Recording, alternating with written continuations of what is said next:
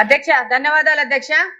2019-14 మధ్యలో సహచర సభ్యులు చెప్పినట్లు పట్టణాలకి దూరంగా 10-15 కిలోమీటర్ల దూరంలో జగనన్న కాలనీలను ఏర్పాటు చేసి ప్రైవేటు భూములని కోట్లకు లక్షల కోట్లకుతో సేకరించి రాష్ట్ర ఖజానాకి గత ప్రభుత్వము నిలువెల్లా దోపిడీ చేశారు అధ్యక్ష.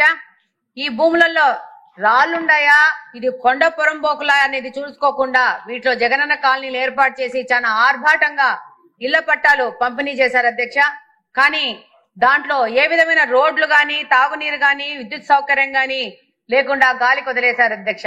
అంటే పేదవాళ్లు నీళ్లు లేకుండా, కరెంటు లేకుండా ఉండాలనేది జగనన్న లక్ష్యమేమో మనకు తెలియదు అధ్యక్ష. ఇలాంటి పట్టాలలో అప్పులు చేసి మళ్ళా ఎక్కడైనా ఈ పట్టాలు లాగేసుకుంటాదేమో ప్రభుత్వం అన్న భయంతో వీళ్ళు బేస్మెంట్ వరకు నిర్మించుకొని ఇంకా తర్వాత నిర్మించుకోవడానికి డబ్బులు లేక ఆర్థికంగా చితికిపోయినారు అధ్యక్ష. అలాగనే భవిష్యత్తులో ఇల్లు మంజూరు కాదేమన్న భయంతో అల్లాడిపోతున్నారు అధ్యక్ష.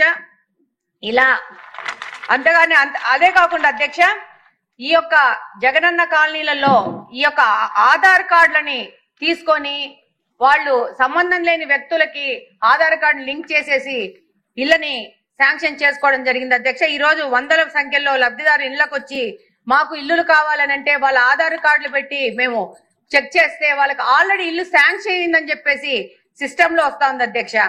దీనికి మీ అధ్యక్షతన ఈ హౌసింగ్ దాని మీద ఒక హౌస్ కమిటీ వేసి సమగ్ర విచారణ చేయాలని కోరుకుంటున్నాను అధ్యక్ష. Thank you.